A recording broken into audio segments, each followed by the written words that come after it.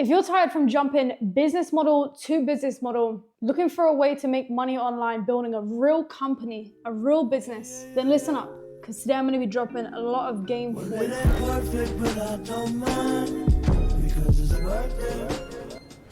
Today I'm breaking down freelance brand scaling and showing you exactly how you can get started. This is probably the biggest question that I get in my DMs, and I feel like a lot of people in my DMs are confused about exactly what freelance brand scaling entails. So I thought, why not make a video, break it down for you, and show exactly what this business model is all about. Now, freelance brand scaling is basically a flash word. Everybody on here is saying freelance brand scaling. It is SMMA. It is SMMA with a new flash word and new name on top of it. Nevertheless, though, freelance brand scaling is scaling businesses with paid advertisement. Instead of doing freelance jobs here and there, you've got this client that retains for 1 month, you've got this client that retains for 2.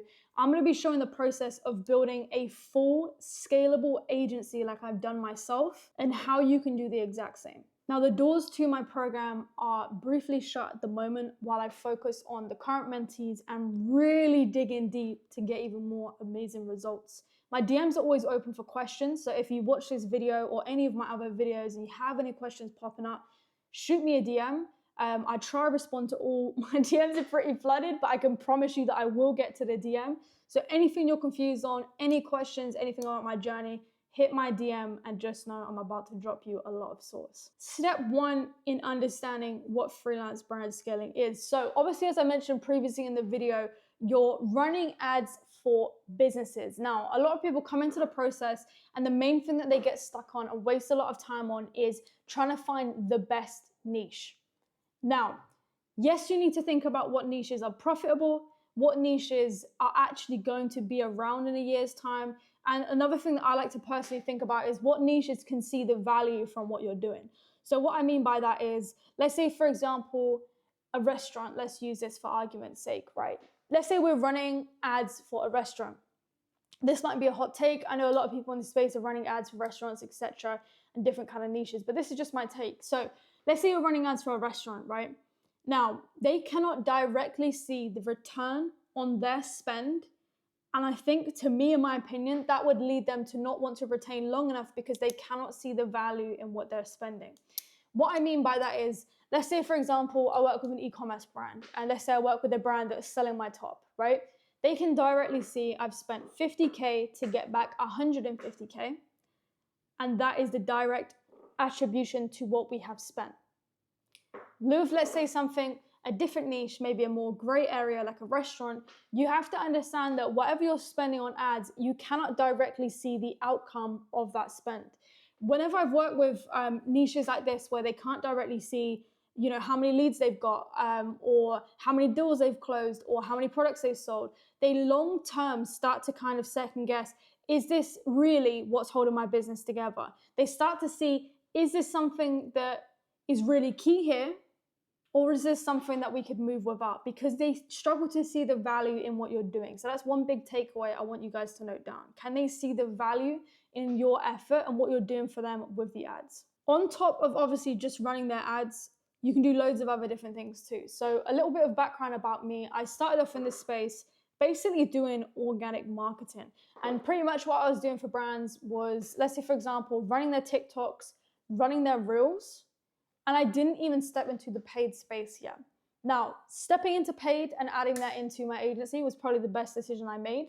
Paid is way more consistent, is a lot less effort for the marketer's point of view rather than doing organic. But what you can do is also add upsells to what you're currently offering as well. So for me personally, my agency does a lot of different upsells. Now, obviously, we started off as an organic agency. We had a lot of clients on board for solely organic. Whilst they're not bringing in paid as well into the mix, we had a lot of clients that were solely just with us for paid. Now, adding on top of that, you could do email, you could offer SMS. Once you obviously delve into that and start learning how to offer that, you could add those as an upsell too. You could even do, let's say, for example, every business that comes through the door, you could do them a website for X amount. X amount, more money closed, more deals on the table in terms of upsells every single month. That's going to be recurring. If you're doing email, you could charge them a percent, or you could charge them a retainer for managing the emails or SMS. Totally up to you. But the more you upsell, and the better skills that you have, as in the better skills you have surrounding marketing as a whole, the bigger your retainers are going to get per month. So diversify yourself with what you offer. Typically, the main way that you're going to be signing clients will be through DM. There's loads of different other avenues that you can do if your niche is, let's say, for example, leads. You can go through cold call, and there's so many different ways you can do this. Get creative with the way that you outreach as well. That's the main thing I'd say. A lot of people are doing generic offers, that they're outreaching in the same way. They're outreaching to niches that are oversaturated and expecting to get results from that. The main thing that I'm seeing in this space at the moment is people are targeting oversaturated niches. If you and every other person in this space is targeting the same niche, how are you going to stand out? Because your offer can be great, your value can be great, but how are you going to differentiate yourself from the 100 other people that are in that person's DM? Because ultimately you're doing the same thing. To break down the whole process from finding a client all the way through to sign the client, it typically would go like this. So you'll do the outreach side of things, right? So you'll be on Instagram, for example, let's say, and you'll find the client that you want to outreach to. You then, before you outreach, want to understand what your offer is, what your value point is, and how you stand out, right? You need to have those three things dialed before you start outreaching. Now, you then would want to send that message. My goal for me, let's say if I started outreaching today from scratch, I'd probably say I want to do 70 DMs outbound. Now, that gives you a better chance than doing 10, 15 DMs a day, 30 DMs a day, and expecting to see results early on. The more volume you have with outreach, the faster the process will be for you to sign someone. Once you've sent that DM, keep on outreaching with consistency. The main thing I'd say to people in this space as well is track what you're doing. There's no point just mass sending out DMs and not tracking what you're doing. Track everything you do. So track how many messages with this specific line that you sent. Or when you change it up, let's say, for example, track that too. You can see on paper how many people have opened your DM, how many people have read your DM, how many people have replied, how many calls booked, etc. The more data that you operate from, the more direct and more clear you can get with what it is that you're doing. The more you can refine. The more you refine what you're doing, the better your outreach gets, and in turn, the more replies you get. So be dialed in with outreach is the main thing. Now, when you've been sending those DMs, let's say, for example, you get a reply. Now, you get a reply from this client, you want to get a call booked in with them, and you basically want to jump on that call and you want to pitch to them, right? But this cannot feel like a typical sales call where you're just going in for the deal, you're focused on the money, because you definitely will not close like that. So when you jump on that call, the main thing that you need to do is qualify that prospect. And what I mean by qualify that prospect is, do they fit a certain criteria, right? So let's say, for example, the criteria that they might fit, it might be they have good organic posts. It might be that they have good social proof, that they have the budget for ads. The most important thing is checking that, do they actually have the budget for the ads? So I've taken so many sales calls before when I first started doing paid. Now, some of the main things that I forgot to ask were, is the budget of X amount a day suitable? Well, is it feasible for where your company is at right now? If they say yes, perfect. That's one thing ticked off that they now do fit the criteria for, and you can proceed with them. If they say no, it has to be a point where you're gonna have to start declining people. The minimum I would say for sales is $30 a day, USD. The minimum for leads, I would say, would be 15 a day USD. Obviously, the higher the budget is, right, the more aggressive the spend is. So if you come into the process and you whack on $50 a day, it's going to learn very aggressively. It's going to spend aggressively, which means great, it could spend aggressively and get a lot of sales. But on the flip side, in the testing phase, probably first 3-4 days, if it is spending a lot, you could burn through that money essentially, and not be getting any sales. So be mindful of where you're setting your budget at. So you firstly want to check, do they have the money to afford actually paying for the ads, right? You then want to qualify them towards the criteria that we just spoke about.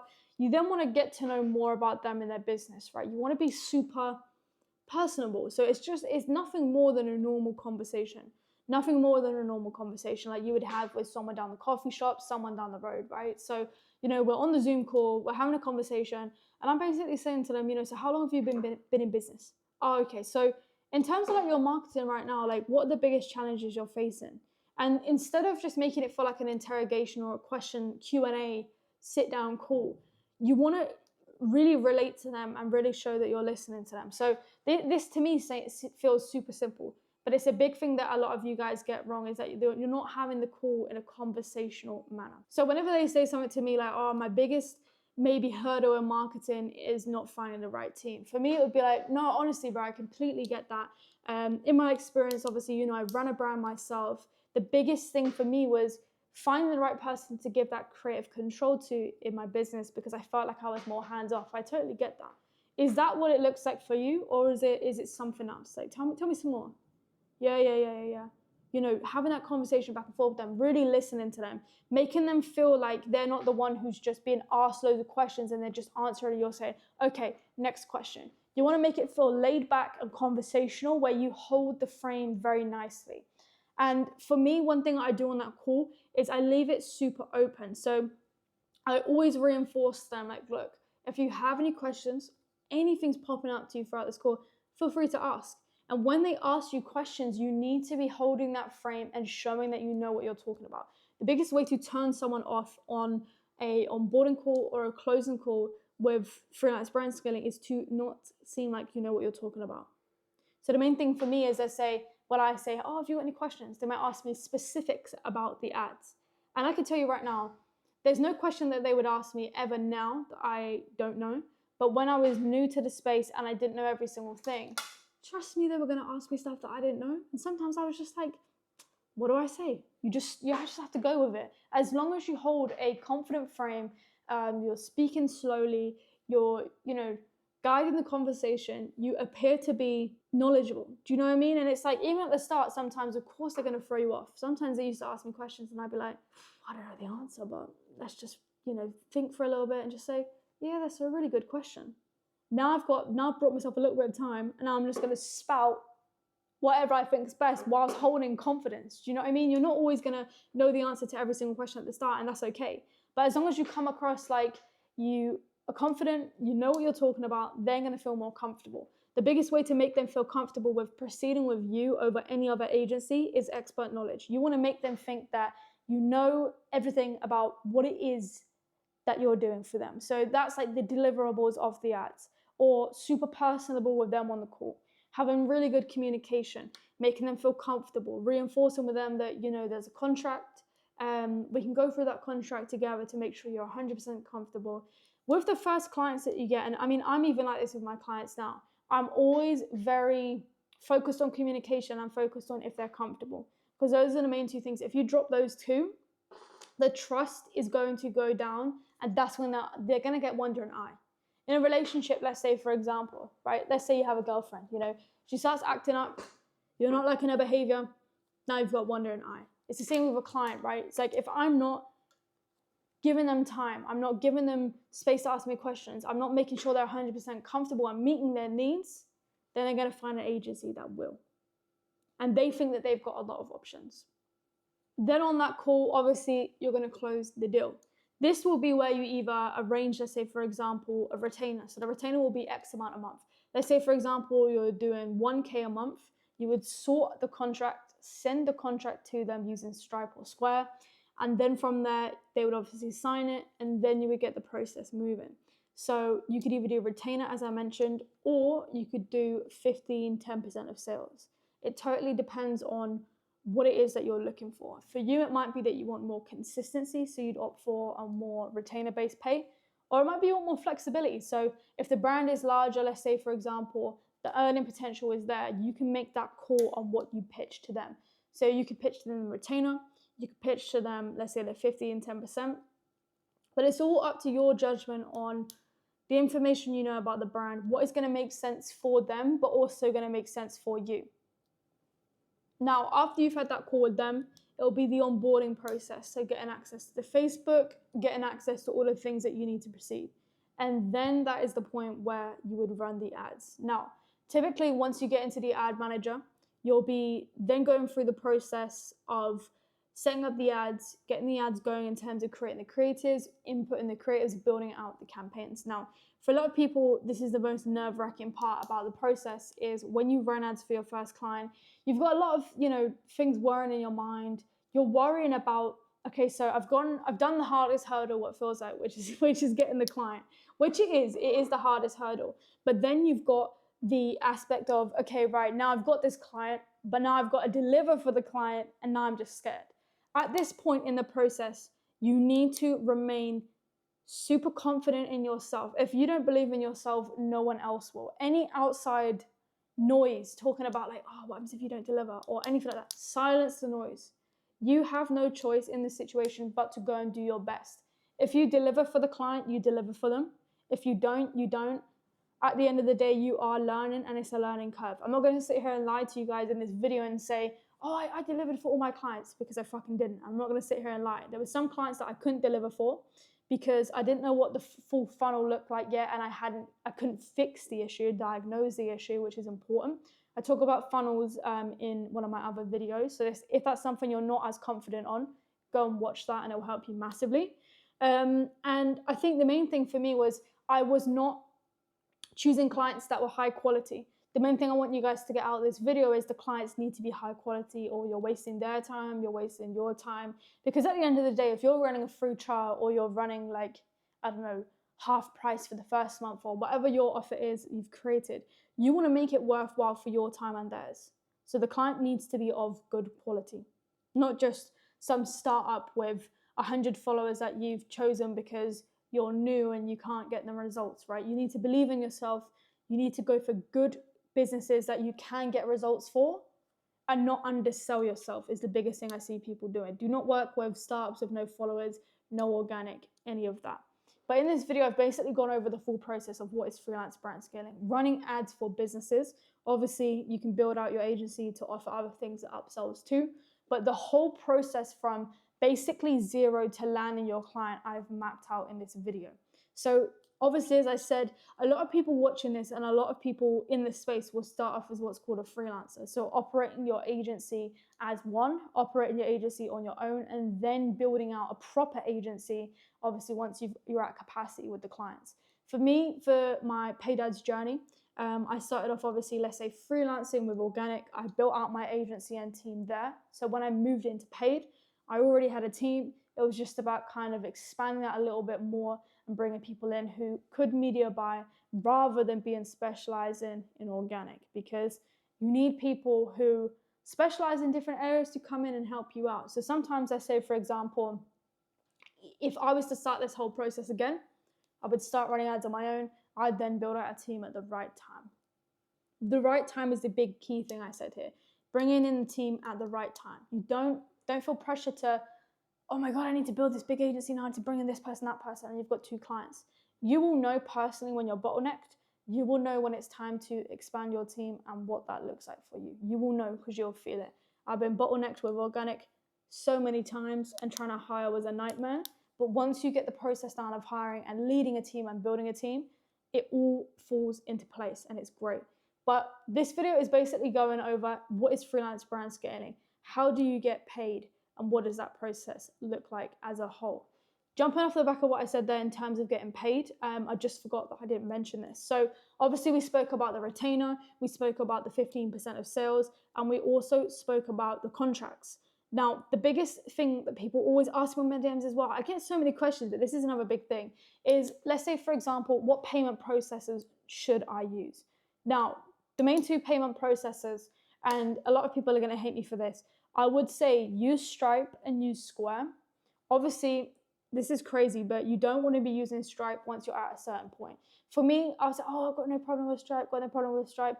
Turn around, of course, when you start making a lot of money, you have problems with Stripe. And I kind of was gassing Stripe up a little bit too much. And everyone was telling me, if you can go on Stripe, you're not making enough money. What did it do? Bit me in the ass. So Stripe at a lower point is great. Square is also great. And I'd say a lot of people ask me as well if they're under 18. What should you do if you're under 18? It's not the most professional, nor would I recommend it by any means. But if you're from US, you can do Cash App, you can do Zelle. For anybody anywhere in the world, I would say stay away from PayPal. I've had the most annoying situations on PayPal. I've had so much money held from PayPal. I've been scammed on PayPal. They're cheeky and they always go with the buyer rather than the seller. So avoid PayPal. You want to seem as professional as possible in the way that you're collecting these payments to make them feel comfortable is the main thing, in my opinion. So you want to go Stripe, Square. If you are under 18, Cash App and Zelle if you have to. And maybe do a written invoice as well as that to make it seem more professional, just so they feel comfortable. Because there's nothing worse than being outreached to on DM. You know, you take a sales call with this person and now they're basically saying, oh yeah, cash at me $1,000. They're gonna feel put off. They're gonna feel, you know, not that happy with that. But all in all, this video is the A to Z of what is freelance brand scaling on a basic level. How can you get started throughout the whole process and what that looks like. I'm trying to get super consistent with the videos. I want to drop as much value as possible, and I'm going to be doing more vlogs, more lifestyle stuff, so you guys can get to know me more and see more into my life and my lens. So we've got a lot coming soon. Stay ready. But as I said earlier in the video, like any questions that you have about this or any questions about the model as a whole, my journey, DM me on IG. My DMs are always open. But I hope you guys like the video. It got good value from this video. And I appreciate all the love and support and all the DMs. Honestly, I appreciate it. See you guys next video.